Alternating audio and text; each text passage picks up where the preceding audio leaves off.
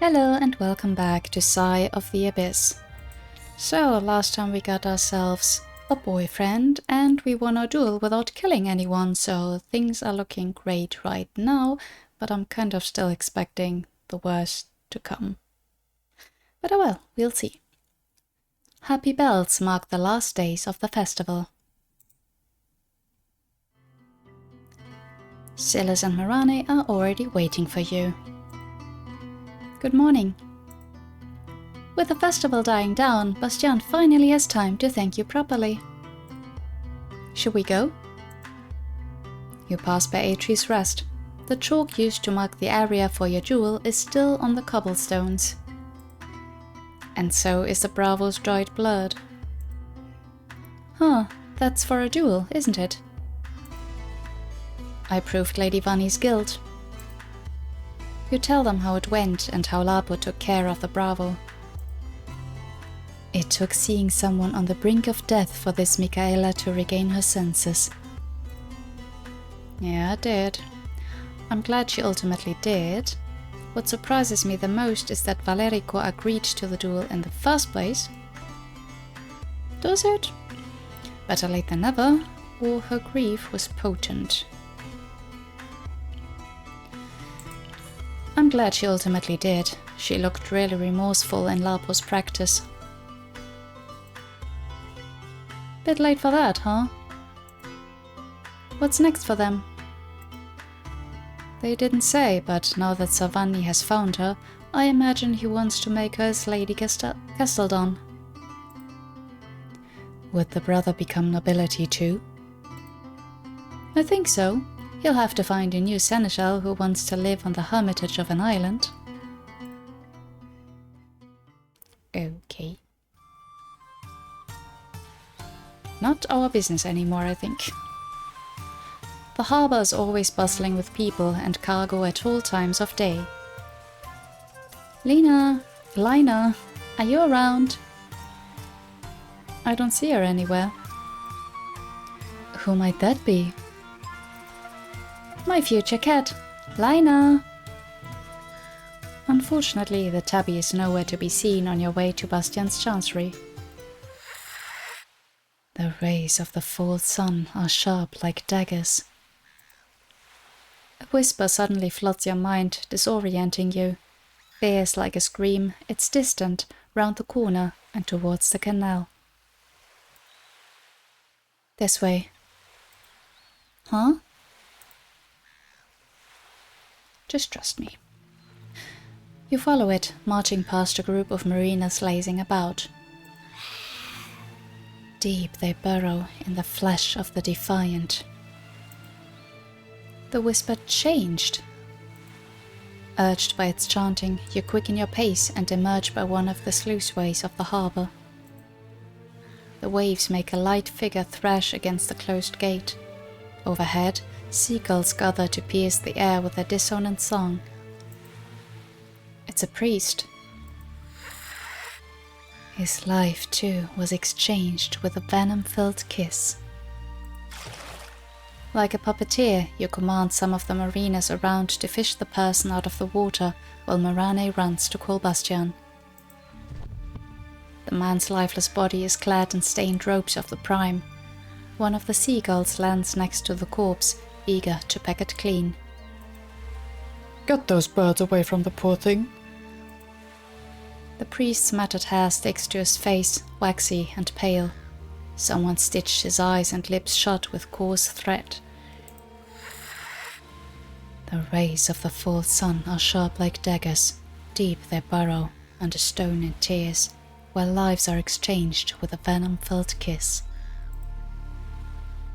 When you look at Silas, you see her tense, ready to run away. You need to go to Brother Mattia. What? Go to Brother Mattia and hide him in the refrain, now. Okay. For a moment there I thought it would be him that we found there. You appear in the shadows of an alley with a cat as your only witness. Just like the first day of the festival, The seat of dawn is eerily quiet. Brother Mattia? You find him humming in the soup kitchen with a rag in one hand and a broom in the other. You made it on time. Livera, be careful, the floor is wet. Brother, you need to come with me. Your seriousness catches him off guard. What happened? Someone threw a fellow priest in the canals. His eyes were stitched shut, and so were his lips. The rag falls from his hand to the floor. I have reason to believe you might be next. Was it Brother Armin, or Brother? All I know is that I can bring you somewhere safe. Stunned, he simply nods. Follow me. What will happen to the temple while I'm gone? I'm sure the others will manage, or shouldn't you be more concerned about yourself? No, he seems like someone who's more worried about others than himself, so let's just try to reassure him. I'm sure the others will manage. When you step back into the temple, you are not alone. Rays of light bathe someone in radiance, a man with 2 cuts on his lips.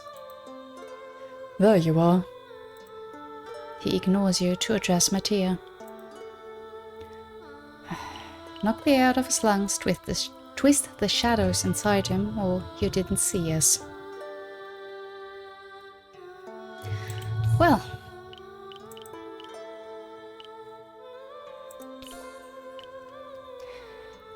I guess it was good that we came here so quickly.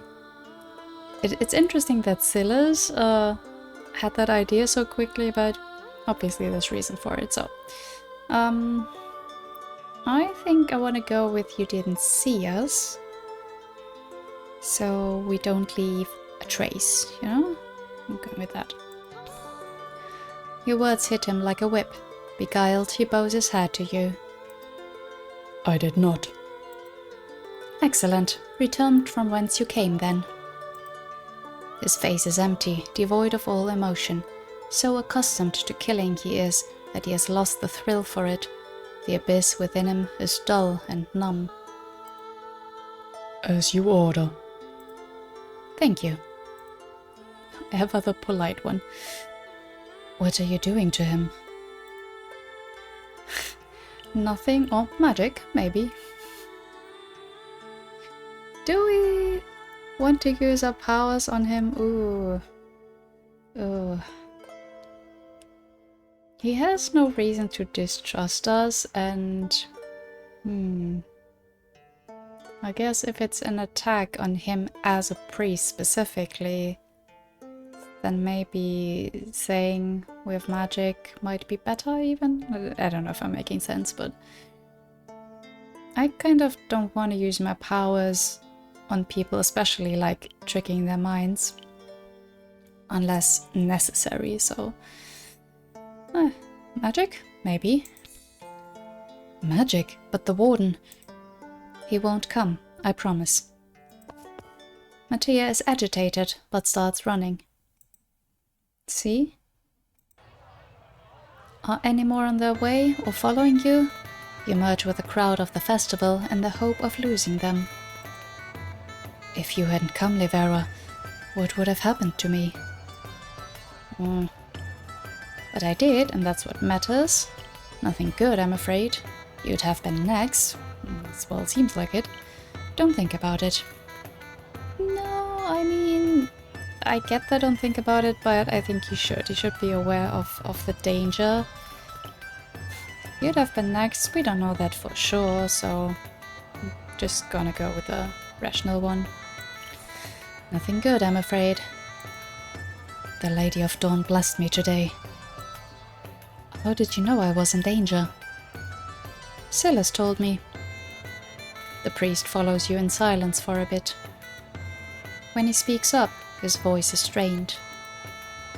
Why me? Why help me and not the others?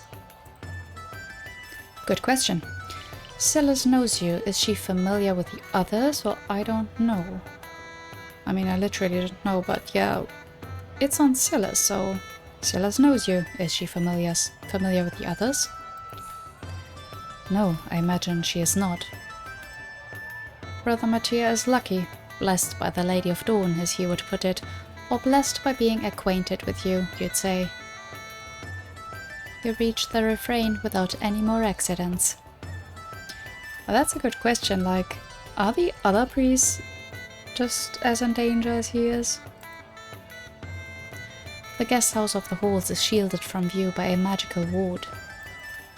You squeeze his hand. Trust me and keep walking. Brother Mattia nods. His eyes turn wider and wider as he follows you, and right as he crosses the threshold, he squeezes them shut. This place. Let's go inside. Mirana and Silas are waiting for you in your room.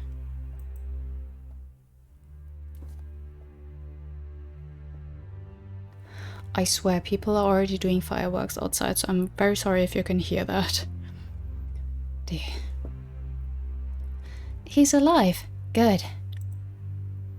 I was right on time. There was someone waiting for Brother Mattia as we were leaving. Safe at last, Mattia slumps against the door. Whatever relief he feels is overshadowed by his steely gaze on Silas. Silas, your hunch about the brother was correct, or let him speak first?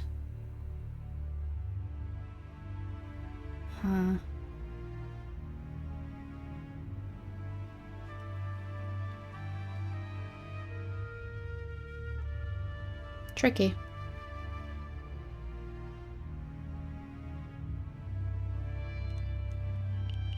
I guess I'm gonna jump in. Silas, your hunch about the brother was correct.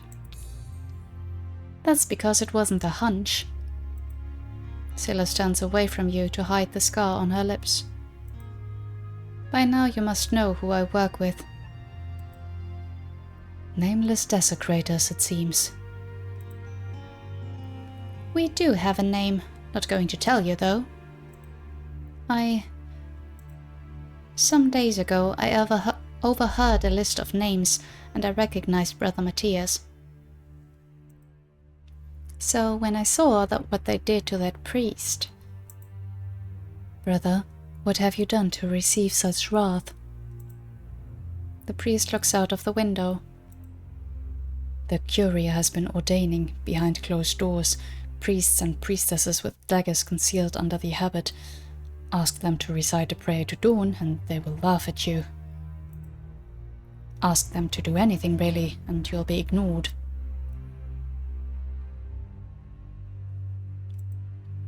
He did mention something like this to you once. You had no idea the situation was this serious. Silas keeps avoiding your gaze. Some of us have been vocal in expressing our displeasure. And now one is dead. That escalated quickly, let's put it that way. How many show discontent or describe the man to him? Does he recognize him?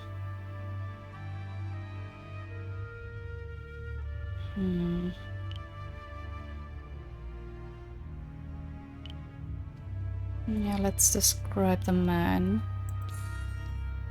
That sounds like Armin. Brother Mattia traces the symbol of dusk in the air and utters a short prayer. For once, Silas doesn't join him.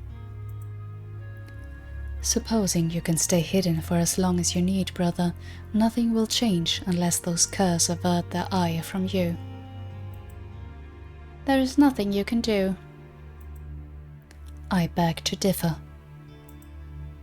The voice that warned you when you saw the corpse is a sign you must do something.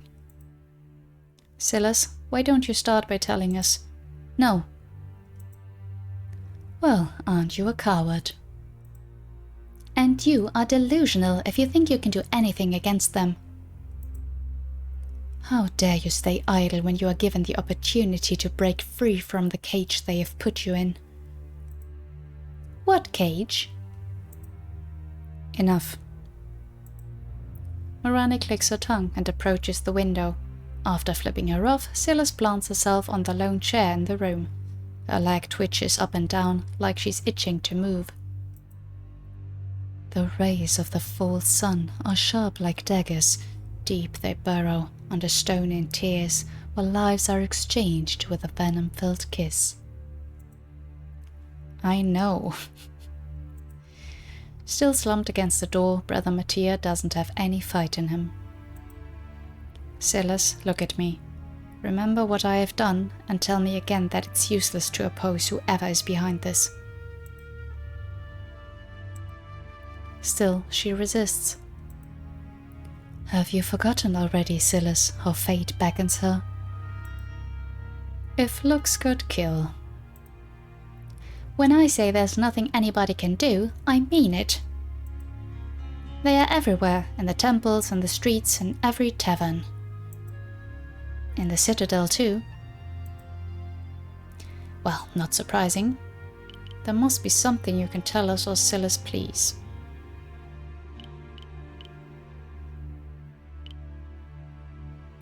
These are both the same, basically. Yeah, Silas, please. Having all eyes on her makes her feel cornered, but instead of lashing out, she concedes.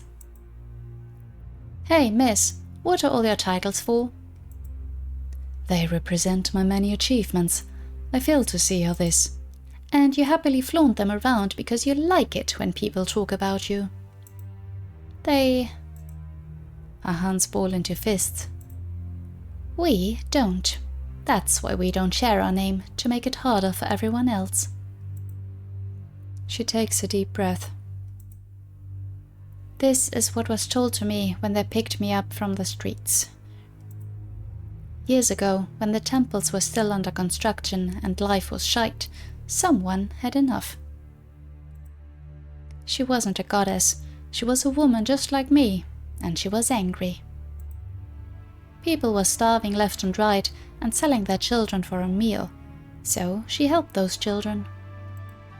She taught them how to climb walls and sneak into windows and slit throats. She taught them how to steal what they needed, extort what they wanted, and enjoy what they had. She only had one rule: your mouth will not betray me, your eyes will not give me away. When she passed, someone else took the reins and followed the same rules. Your eyes fall on her scarred lips. Repeat the gesture you have seen her make on her face, or your scar, Silas.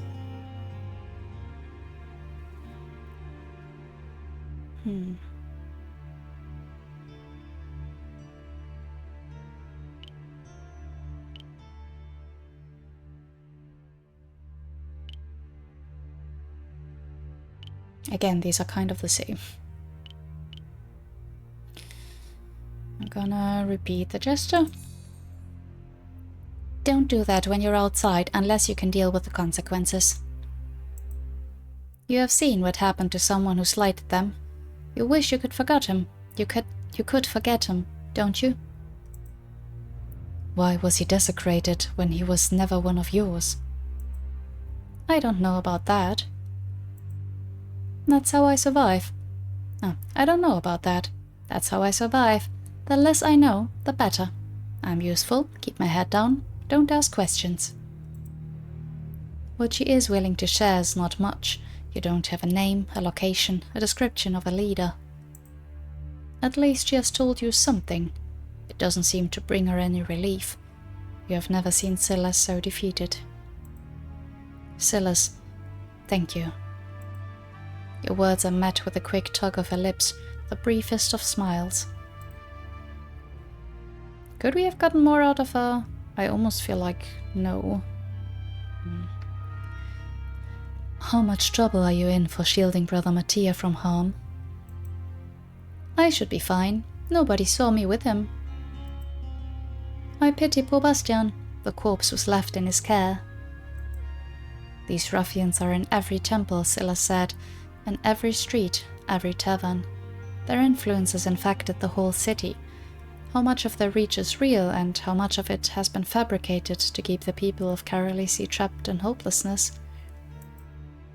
how can you even begin to unravel this web of deceit, omissions, and violence? By witnessing how deep it truly runs.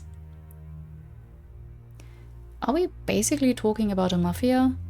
And are we going to infiltrate it? Should I open it? Ascanio's voice reaches you from the hallway. I feel generous enough to let you come up with a good excuse for all those guests before you open the door. His usual frown turns into surprise once his eyes fall on Brother Matthias' habit. Brother Matthias' life is in danger. Can the halls grant him sanctuary? Brother Matthias can't hold his gaze. Conflicted, Ascanio looks at the priest, then at you. Then at Mirani. Normally, such a decision should be discussed by the council. However, as keeper of this haven, I have my ways to circumvent them. Welcome to the refrain, Brother Matthias. Matthias releases the breath he was holding. Please, allow me to prepare your room. Thank you, or I didn't expect you to agree. Let's not even argue, just say thank you. I could never ignore the needy pleas of a servant of her grace. Ascanio bows to you all and leaves to perform his duties. What now, Livera? I refuse to believe nobody knows about this mysterious group of ruffians. I'm getting to the bottom of this. Of course people know about it, but that doesn't mean they want to talk about it. Like, again, if it's some kind of gang, some kind of mafia, people know about it. They're just keeping their mouths shut because they are trying to protect themselves and their loved ones. As you should. Thanks. Brother, what are you going to do until your room is ready? Brother Matthias is silent when he's overwhelmed. Can I stay here, please? Of course. I will return to the halls. I'll get out of your sight. Don't say that, Silas, or let her go. Yeah, don't say it like that. Don't say that, Silas. She looks like a kicked puppy, but you can't forget how cold and emotionless she was when recounting the tale behind her people. I'll see you around, She runs out of the room. Filled with renewed purpose, you head out. Well, where are we gonna start if not for Silas? And I get that she... Oh dear. And like, I get that she probably doesn't want to be seen with us when we are trying to poke our noses into the business of that group. That's totally fine, but some pointers? I guess not. Okay, so... What? Can I... How much time do I have? Okay, so he has the corpse. H probably knows something. Ascanio is busy. I don't know what she would be able to tell us. I thought like we're done with the Savani plotline. Nessa might know something. We haven't talked to her in a while. Malak. Oh dear, I have no idea. Can I save? No, probably not. So, should we... So, again, how much time do we have is my question. Like, can we talk to several people? Because that I really don't know. Is these just all the connections we made?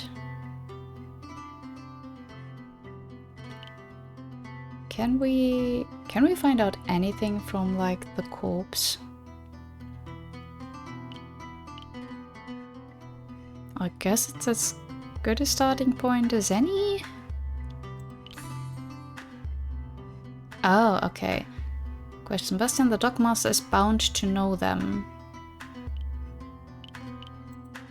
Okay, we can have some Okay, we can check first. Okay, good.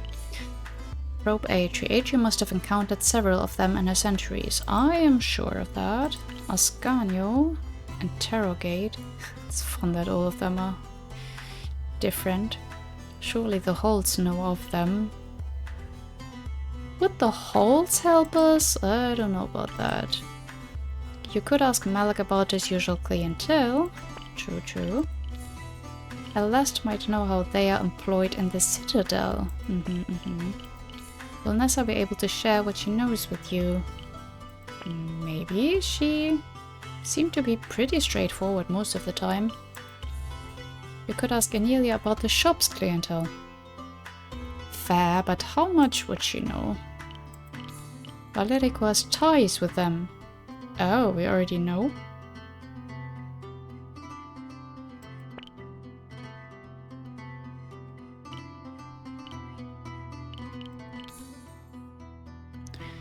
Okay, I'm gonna go with my first thought, which is the Dockmaster. And again, I hope we can ask, if not all, then at least several people, so let's see.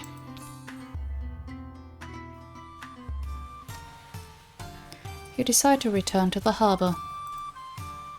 Isn't it strange? You turn around to see someone you recognize, the sailor once possessed by nightmares and by Charybdis. He approaches you, transfixed by the waves of the canal. Isn't it strange how this is a place of tragedy, yet I see beauty in it? Beauty? Look at it. The shadows seem to dance. You quickly throw a glance at his feet, but his shadow is as still as he is. Instead of using your eyes to look at the bridge, you close them and focus on the shadows all around you. The ones nestled in the bloodstain on the ground are ravenous. You're right. You two walk almost in unison along the bridge. The sluiceway that caught the corpse is still half open. Why do I feel drawn to this place? Elphion said that coming in contact with Charybdis would change him. He now seems much more receptive to the abyss. At least he's still alive. You have a gift or you have been cursed. Let's try to keep it positive. You have a gift. You can now see what other people can't. A fancy way to say I'm losing my mind. You're not, or you already did. Weren't you writing to the Lady of Dreams? That's a bit harsh, isn't it? You're not. He looks into the murky water of the canal with a strange longing. Why are you here? I have a few questions for the Dockmaster. Poor Bastian thought the troubles were over, and then someone mutilates a priest next to his dockyard. He did not take it well. Yeah. I can imagine.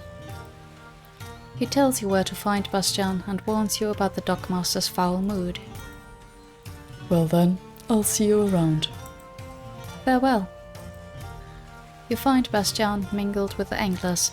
He sits in the sand with them, a large needle in hand, repairing a fishing net. Dockmaster, hello. Crouch down next to him. Call out to him, or stand around until he sees you. Let's crouch down next to him. He pierces the net with a needle and looks over. Oh, it's you. You don't seem surprised to see me. I was expecting you. He puts the net and needle aside and stands up. We should go somewhere private. Let me get the sand off my pants first. You find a secluded space. Away from the public, Bastian allows himself to slump against the wall. What can I say except, fierce Lady of Fire, forgive me for thinking my ordeals would be over. Another deep sigh later, he forces his shoulders to straighten. I say after seeing how they maimed that poor guy. I have questions about him, and about who did that to him. I was expecting you to say something like that after seeing how you handled the siren. What happened to the body? Does anybody know what happened? What do you know of a group with stitches in their eyes and lips?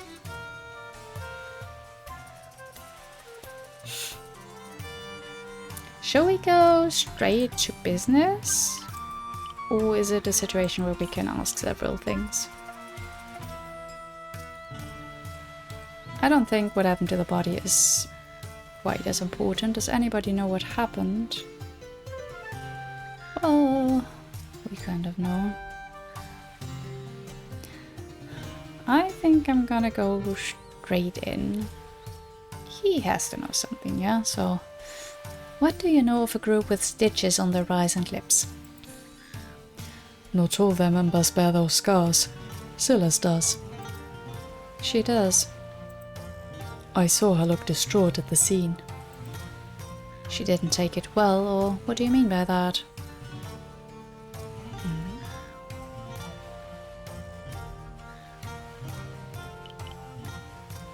Yeah, she didn't take it well. Her faith in the goddess is what keeps her going. Seeing the priest maimed like that must have been indescribable to us.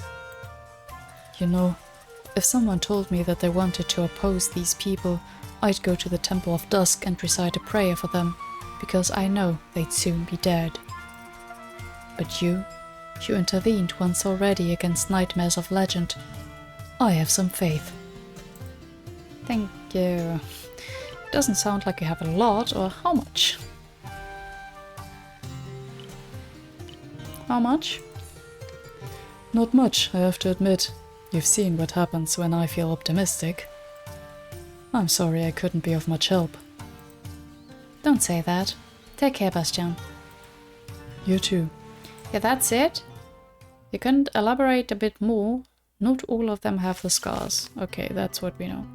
Okay, so we can talk to at least a few people, I guess. Yeah, then let's go to Atri next.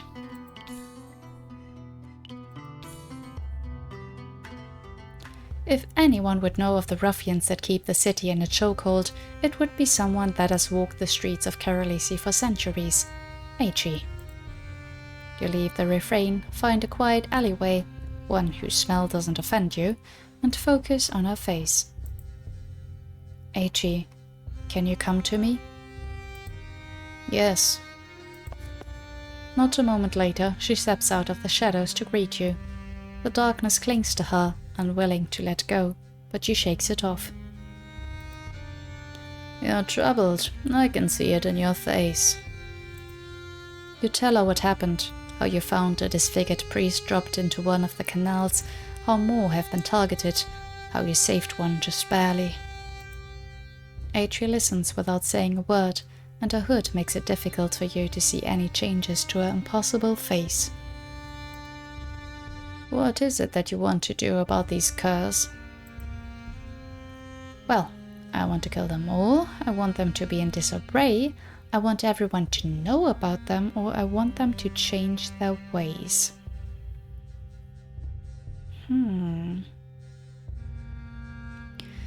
Kill them all is a bit extreme, especially if we consider someone like Silas as part of the group who maybe does, like, yeah, petty theft or whatever, but not something like what they did to the priest.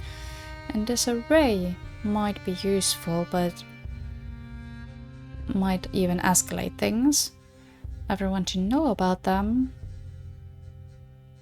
Well, is it more like an open secret again? Like many people actually know, even if they don't know who exactly is in the group? I want them to change their ways makes the most sense, right?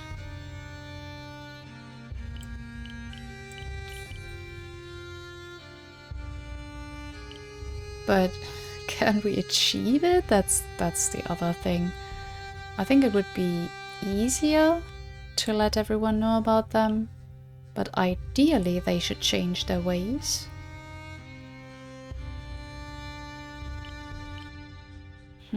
This is tricky. Would it help? Would it really, really help if everyone knew about them, knew who they were? I mean, that is the biggest challenge we've had so far, that even Silas cannot tell us who they are.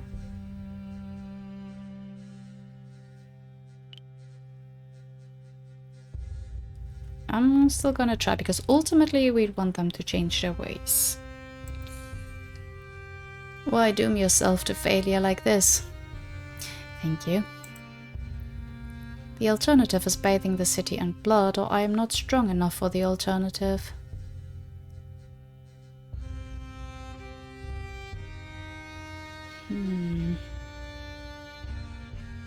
Is this us? Is this a choice that we as the envoy have to make? I don't like it.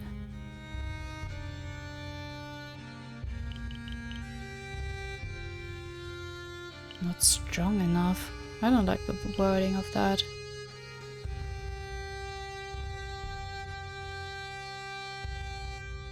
Oh man.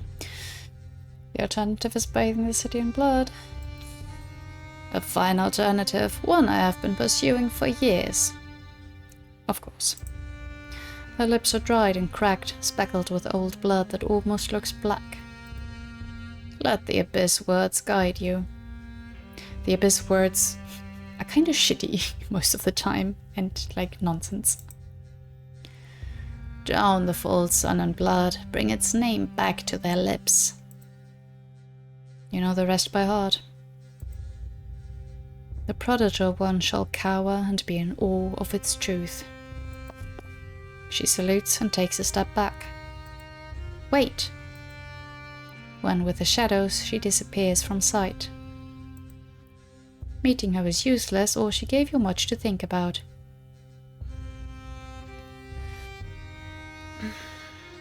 What does it mean? Like, isn't it also kind of contradictory? Like, they are against... Like, the group is attacking the priests, who are part of, like, this religion that the Abyss doesn't like, right? Isn't it like the enemy of your enemy is your friend kind of thing right now? This is very confusing. I don't really like doing this, like going back on my choices. But I'm wondering if it changes anything if we change our answer to her on what we want to do. I mean, again, I would not choose the I want to kill all of them. I assume after this exchange that that's the one that she'd agree to the most. But I don't want that. Like, especially the phrasing, kill all of them, that's not where we should go. She gave you much to think about, I guess. But it does feel a little useless.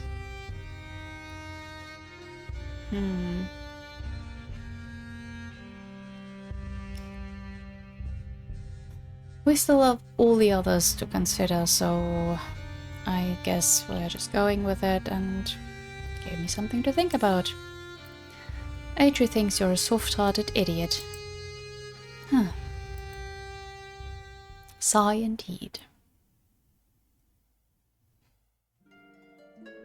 Oh, was that all?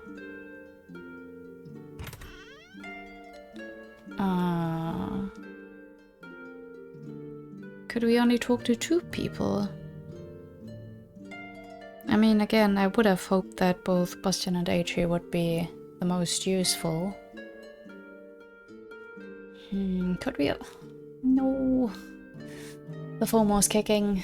Could we have found out more? Oh well. We'll go with it for now. That afternoon, when you reach the door of the rose, it opens before your very eyes. I was waiting for you.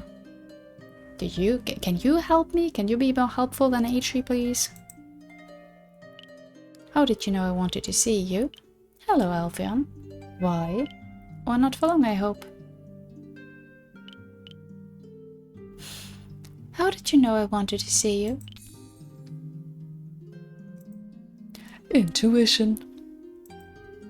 Mine's pretty good when it comes to you. His usual jacket is gone, and the frills of his open shirt frame the vast expanse of tanned skin he likes to show, and you like to look at. Don't look at me like that. I feel naked without my jacket. Where did you leave it? It was in dire need of a wash, so I left it at the seamster to have them press it for me. Silk looks silly when it's creased. How did a tavern entertainer like Alfeon acquire an item of clothing made from such precious fabric? A fan, probably. Curiosity gets the best of you, or don't ask. Nah, we're gonna be open in this relationship. What's the story behind the jacket? His smile becomes evasive. Well, it's in the past, and it's quite a long story. I'd hate to bore you with it. He's only bad at lying when he feels guilty. If you say so, or please, I insist. Now I really want to know. Please, I insist. Why do you want me to paint myself in a bad light?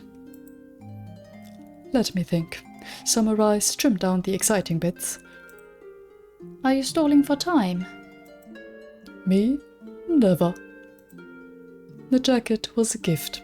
A present from someone I sought out for their skills. Was it a gift, or was it given under coercion, or what a wonderful gift it is? Sure, what a wonderful gift it is.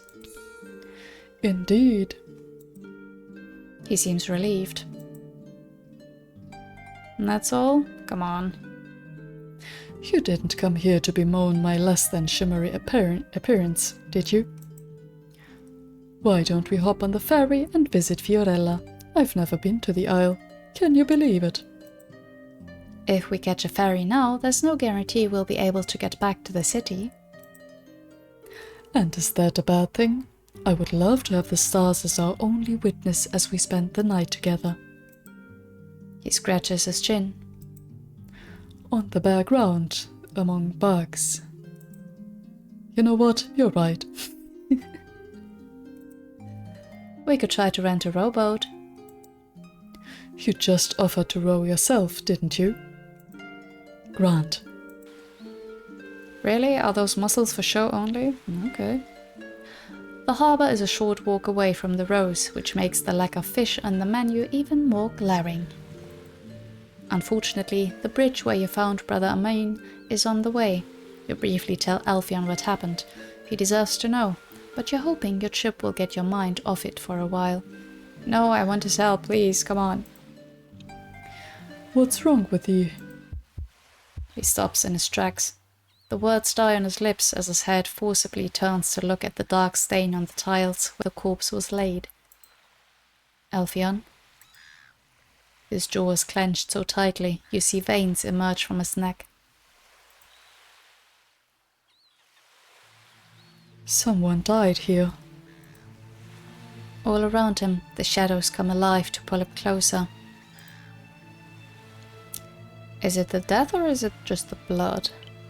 Brother Amain of Dusk died here. What is happening? How do you know? Drag him away from the bridge.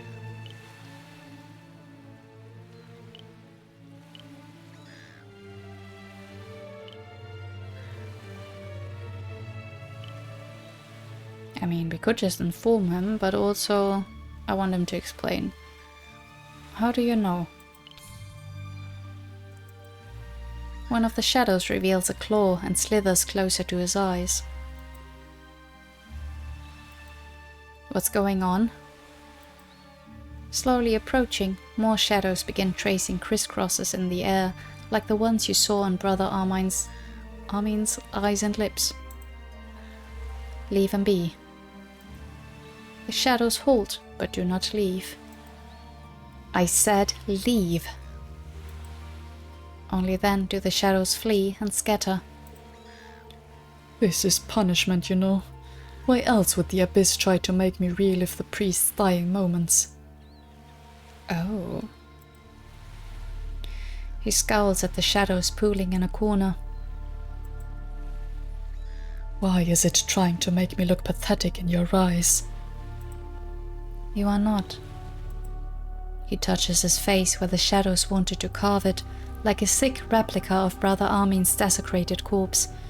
If this is the Abyss way to shake Alfheim out of his lull, it failed spectacularly. I hate this. How often do these punishments happen, or you need to focus on something else? Yeah, sorry, I'm too curious. How often do they happen?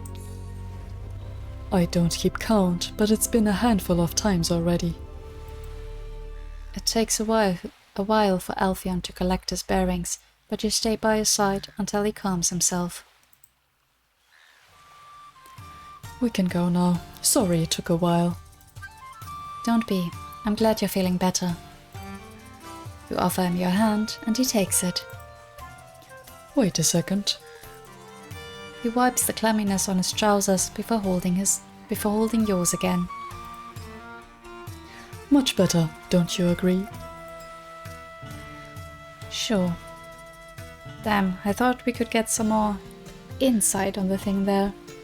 Like, I'm sorry that things are going that way for him, but come on. If we get the powers, let's use them, like in those cases. He insists on doing the talking and fetches a rowboat for the day at an incredible price, without using his magic. I almost feel like you're ripping the angler off, or take notes on his approach. Let's tease him a bit. Almost feel like you're ripping the angler off. He has no use for the thing at this time of day. The boat would be sitting on the shore getting bird guano all over. Instead, we get to use it and he gets some coin. Everybody wins. So, about the rowing. Yes, I'll take care of it. Oh, my savior. The rowboat sways with the waves, splashing you both with salty foam. You know, I'm really glad I didn't bring my jacket. Is this your first time at sea? I wouldn't call this being at sea, but yes. Do you know how to swim, or what stopped you before? Do you know how to swim? That's an important question, actually. Panic flashes in his eyes. I know how to hold onto something buoyant. That should be enough. This reminds me of the creature that was terrorizing the sailors. You mean Charybdis? It's a shame Atri killed it, now that I think about it. We could have used it. Used it how? Used it how? Tell me. You reach the sleepy village of Fiorella and tie the rowboat to one of the many poles on the shore. Alfheim looks around the cluster of houses with a perplexed smile. This is not what I expected. You raise an eyebrow. Where are the people singing sea chanties? Where's the tavern? Why do I see no anglers around? The tavern is right there, or the anglers are enjoying themselves in Carolisi. The tavern is right there. It's remarkably quiet. He lowers his voice. The booze must be really good to justify the lack of entertainment. You can see the regret in his eyes as he looks around for something, anything to comment on. More of a city guy, aren't you? Relatable. Do you remember the rocky beach we saw on our way here? Why not go there? Fine by me. The isle is small enough that it takes you but a handful of minutes to reach the wild shore. The waves mirror the sky and happily crash against rocks covered in algae and barnacles. There are no buildings in sight, and Alfheim is mesmerized by the horizon. If it wasn't for the clouds, the sky would kiss the sea. It's beautiful, isn't it? He nods. You take a seat on one of the flat rocks, and Alfheim sits beside you. Do you ever wonder how everything came to be? The sky, the sea, the hills around the city? Did the Abyss create all of this? You do. Not particularly. Or it sounds like a question without an answer.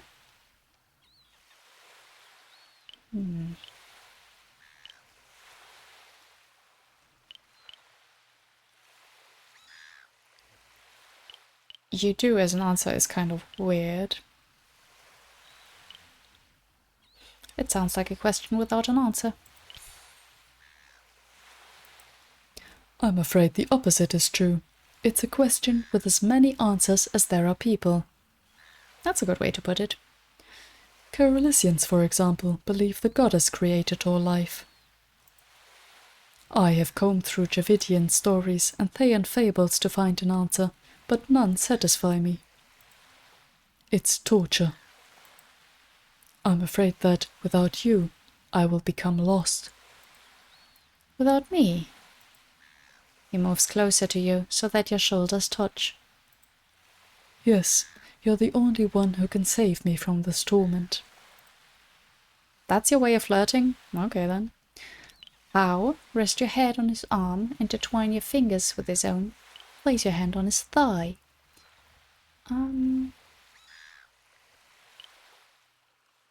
Intertwine your fingers. Yes, like this.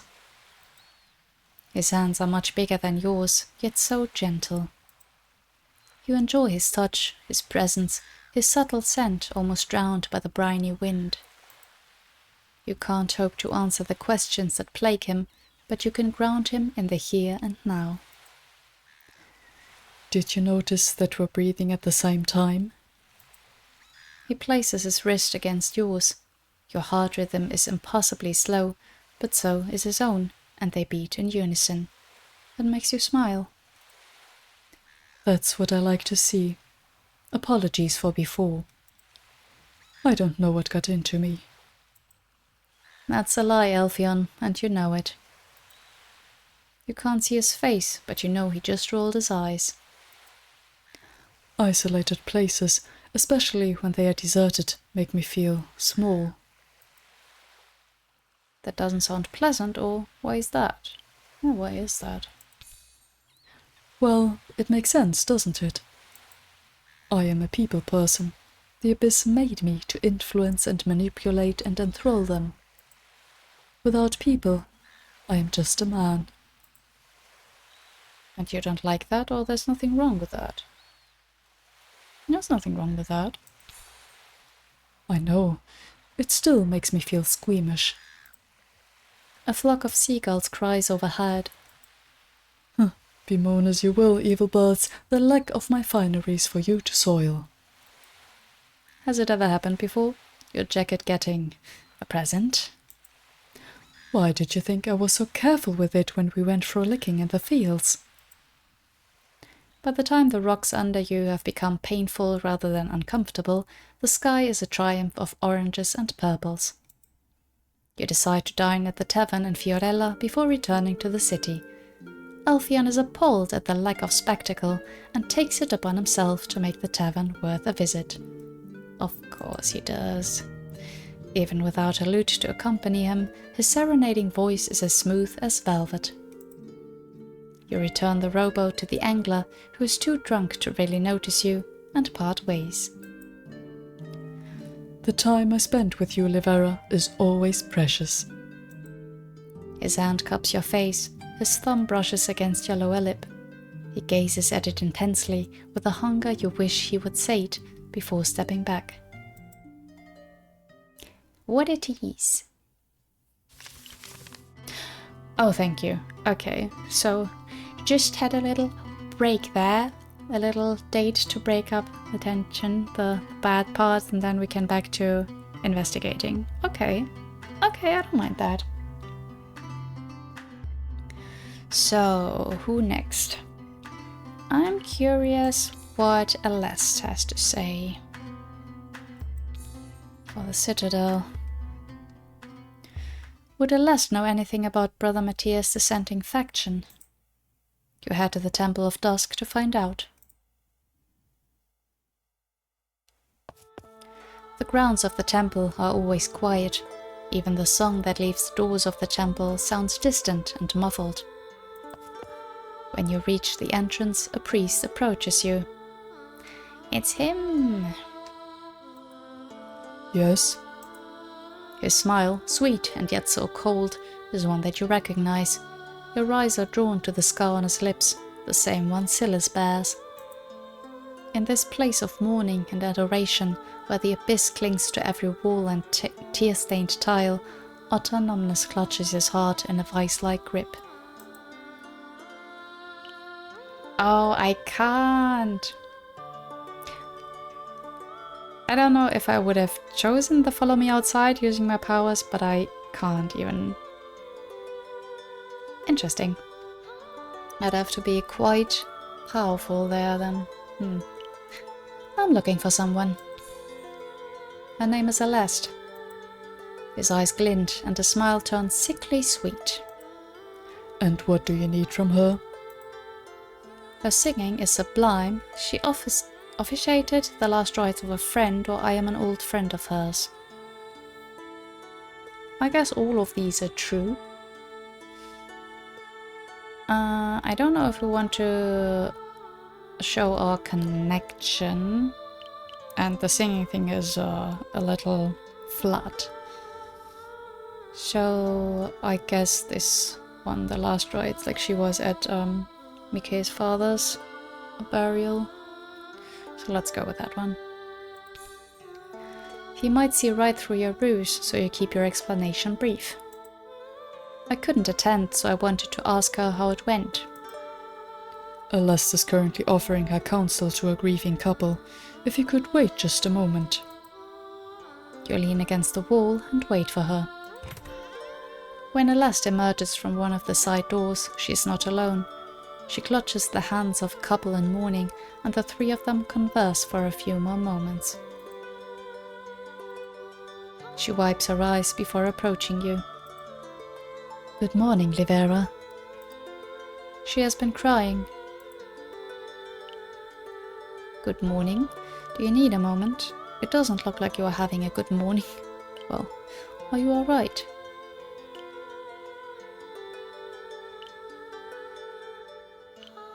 Do you need a moment? No, I'm fine.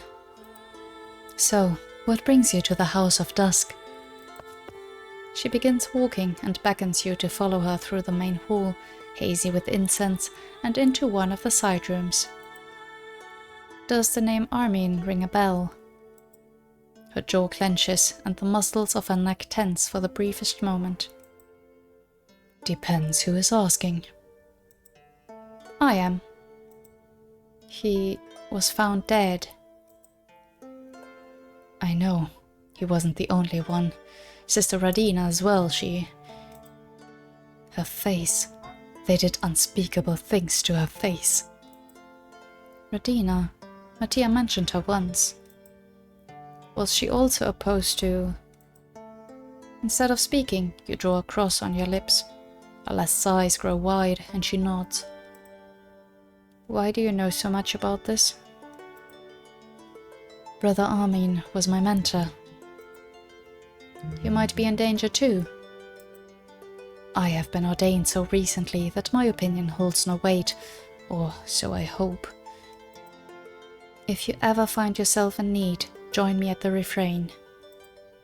You tell her where the guest house is hidden and where she can safely breach the ward. We are, I understand why, and it seems very necessary, but we're telling a lot of people about this place. Your connections with the halls run deeper than I imagined. Tell me, what do you know about this band of criminals, or why did you support Armin and Radina? Both very interesting questions. But our goal right now is to find out about them. So, again, I wonder if... Yeah, I'm doubting my choice back there with Atri. If I would have gotten any other result if I had said I want the group to be known. Like if she knows people and could have helped with that, but oh well. But Aleste, what do you know about this band of criminals? Not much. As the middle child, I was never meant to lead my house, and I was afforded blissful ignorance. What does that mean exactly? All I know is that they're everywhere. They might not have a name, but nobles have their own titles for them. Shadows, Scarred, Snakes.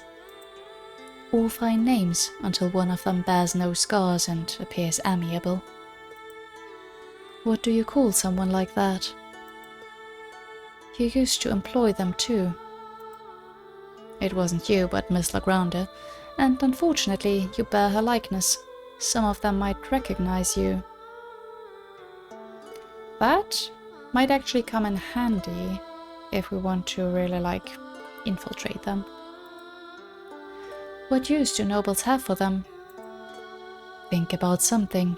Anything. Forgery? They can do that and more. Why all the questions? You shouldn't worry about it, or I'm trying to regain my memories, that's all.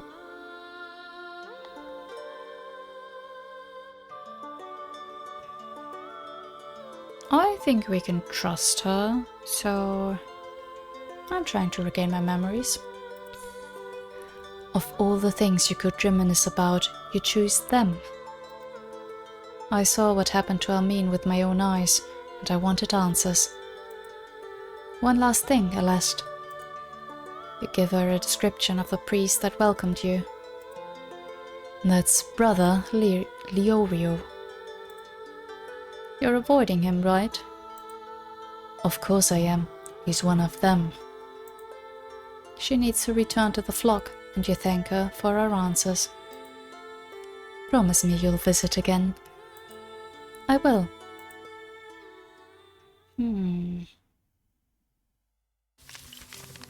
So, nothing really new, just a confirmation that, yeah, among nobles, there are definitely connections. Okay.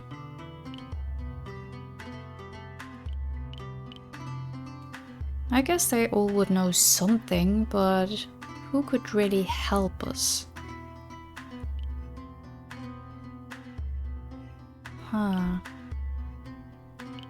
Savani is the only noble here, I think. So, and he is in our debt? Doubly so?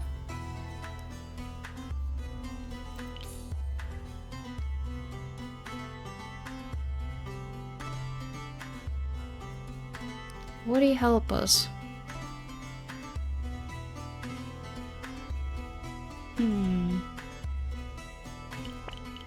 Nessa.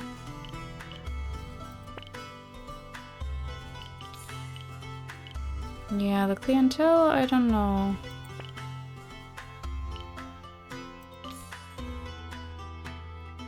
Let's try with Valerico. Though this could really go many ways. Surely Valerico knows something about the ruffians, given he used his services to acquire the Casteldom brooch. Besides, he owes you. You head to the harbour to board the ferry. Is it your imagination, or is everyone less lively, less boisterous? Fiorella is exactly as you remember it, quiet and sleepy, a far cry from the bustle of the city. The only thing of note on your climb along the cypress-lined dirt road is a hedgehog scuttling around. The gates of the villa are closed, and so are all the blinds, to keep the inside cooler despite the scorching sun. You knock. After a couple of seconds, you hear a voice from the other side. State who you are and your business. It's me, Livera. I came here to... The door opens before you can finish your sentence. You could have sent a courier to warn us of your arrival. We were waiting for you. Who is we, or why were you waiting for me? We? I mean, I guess all of them? Valerico and Michaela, maybe? Why were you waiting for me? To thank you. Why else? Please, come inside and get comfortable. I will summon Servani and Michaela for you. What happened to his curt manners, you wonder? You take a seat and look around the lavish hall. Most of the decor bears the emblem of the Vannis, a four-leaved flower that reminds you of a clover. You hear Michaela before you can see her. Her footsteps approach you quickly, and she falls on her knees in front of you. Oh, Livera, I'm sorry, I am so sorry. To think I dragged you and that poor woman into my frenzied grief. Hot tears streak her cheeks. And it could have been my brother, not you. What would have happened then? Dawn be blessed, you knew of the surgery nearby. Help us stand up or look at Valerico and Zeno for help. Help us stand up. When you offer her your hand, she clutches it in both of hers. There's no need to be on your knees. You help her stand, and she wipes the tears from her eyes. Valerico and Zeno watch on. Michaela, what caused this change of heart? When you were making your way to the villa with her, she was as cold as a steel blade. When I saw the blood spilled by the hired blade? She sighs, and her eyes lower in shame. I should have been overjoyed. Instead, it dawned on me how futile the whole duel was. The snake that killed my child wasn't the one suffering. That hired blade was just another victim. Dear. My Silica was watching over me from the heavens, and I had let her down. I'm glad you came back to your senses. You're allowed to make mistakes. What of your brother and Servani? You didn't let her down. You're allowed to make mistakes. Like, let's not gloss over it. But yeah, you make mistakes, you learn from them. That's fine. You're allowed to make mistakes. Mine was almost fatal for that poor woman. The mistake was perhaps ours for not trying to talk some sense into you. I doubt it would have worked. After Michaela regains her composure, you move to the dining hall, where you are offered ice shavings soaked in orange juice, an extravagance you have never heard of before. You ask them about the scarred ruffians, or it breaks your heart to sour the mood. I mean, it does, but like, we're here on business. So let's get straight to the point. Valerico tells you that it was his sister who introduced him to Renza. He knows about the ruffians, but the reach on the isle is non-existent. Right. It's definitely something for city folks. Michaela reveals that Lady Vanni employed those kind of people liberally. Do you remember the note I showed you all those nights ago? It was delivered by one of them, with 2 scars on his left eye. He was ordered to get rid of it. He crumpled it and tossed it in the fireplace, all while staring at me. That's what made me suspicious. He must have felt shame at what he had orchestrated. You spent some time with the 3 of them. Oh, unconventional Cupid successfully reunite Valerico and Michaela. Okay, we did something. You spend some time with the 3 of them and notice how Michaela dictates the ebb and flow of the conversation, while Valerico looks at her tenderly despite not saying much, and how Zeno now holds your opinion in high regard. When the time comes to return to Carolisi, you insist you do not need an escort. Please, visit us again. Is this where all our connections really, like, come to fruition? Okay, we couldn't talk to everyone. That's fine. Okay, Mattia, Morani, and Silas. Force of habit. What can you do to make Brother Matthias stay more comfortable? I don't know. Morani. Whispers from Gangara. Morani has acquired a book from a distant homeland and is eager to share it with you. Is that necessary right now? Or Silas. Evasive no more. It's time for a heart-to-heart with Silas. Ooh.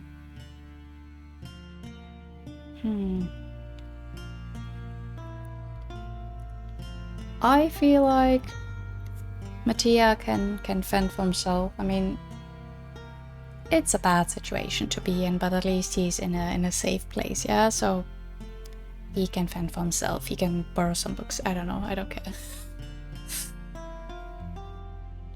But yeah. Because again, I don't know if we can talk to all of them. And I think in this situation, the most important one is Silas. So yeah. You haven't crossed the twin bridges in quite some time. Across the canal, the city is different from the Carolee Sea you have become used to.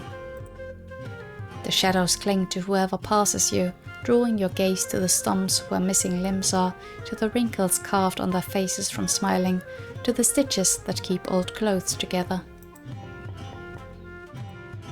Is Silas not home? You knock again. One moment. You hear a loud meow, some footsteps, and then Silas opens the door. Her lips purse briefly when she sees you. Come in. She quickly closes the door behind you. You decide to follow her example, push your thoughts of the ruffians aside, and enjoy her company. Was that sound coming from inside? A grin appears on her face. Delight manages to soften her worried eyes. I finally managed to convince the cat to come home with me. A heart-wrenching meow comes out of the washroom. She's so dramatic. Give me a minute. When Silas unlocks the washroom, an orange tabby jumps out of it. It's Lina. The cat looks at you with a singular eye. The tip of her tail bends slightly in your direction. Hello there, or ignore her. No, greet the cat. Once addressed, she turns around and walks away. Ouch, you're being ignored. Lina is officially on pest control duties. Not like I'm in need of it now. You know, there's something about her that makes me calm. I know exactly what you mean. Her sigh is deep and worry returns to her face. I didn't want to tell you about my associates. I know. It's strange to see her fidget, to see her nervous. You don't feel better after confiding in us. No, I put a target on my back and on all of yours. At least Mattia is safe. The cat jumps on the table to sit next to Silas. Aw, do you want some scritches? Lina's not mangy, but is not plump either. Between the missing eye and the scar on its side, it looks more intimidating than you remember. How strange to see it purr under Silas' attention. Do you not hate me, now that you really know who I work for? Why would I? I don't, or I don't hate you, but I'm wary.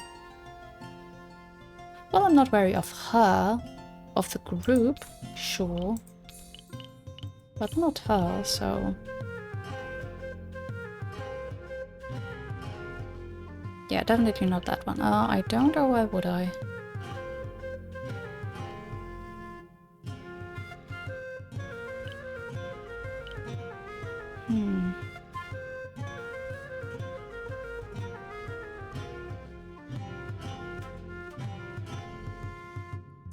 Why would I?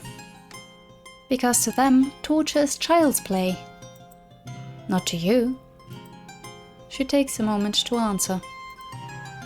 The ladies only forgive you if you believe, and if you're sorry.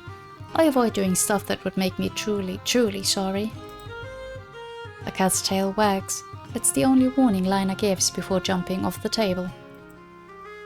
What do you plan to do? You know, about those upstanding people? Good question. What is it that the voice that guides you wants? Is it also what you want? And what's best for the city? Yeah, we haven't been able to figure that out, huh?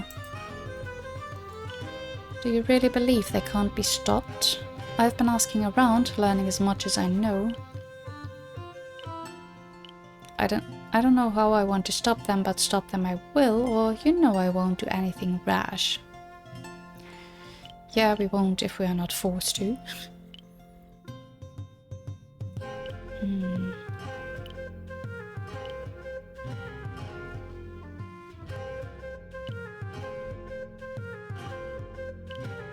I mean, we have been asking around. Should probably not be happy to hear that.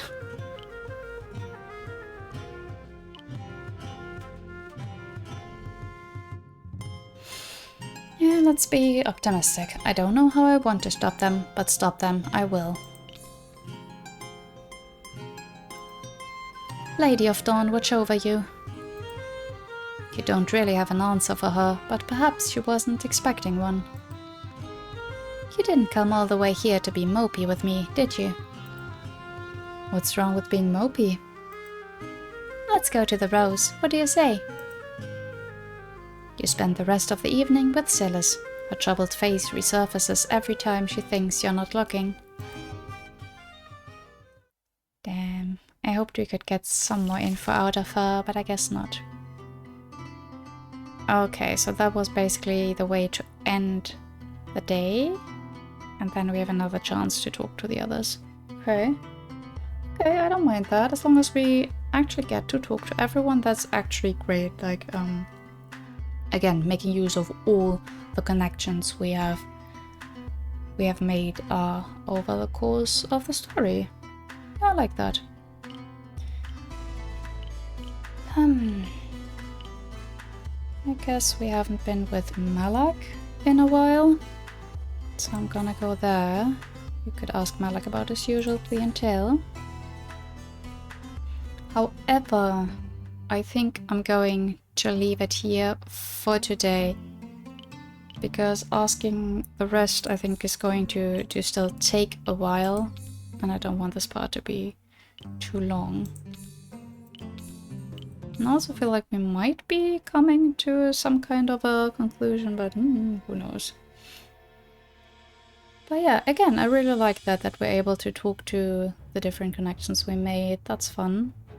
And also that it's not just one after the other, but kind of broken up then with a date and like talking to our friends.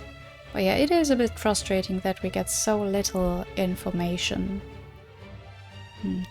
Well, we'll see what comes out of it next time. That's it from me for today. As always, I'd appreciate if you'd let me know what your thoughts are on this in the comments. Thank you so much for watching, and until next time, bye bye.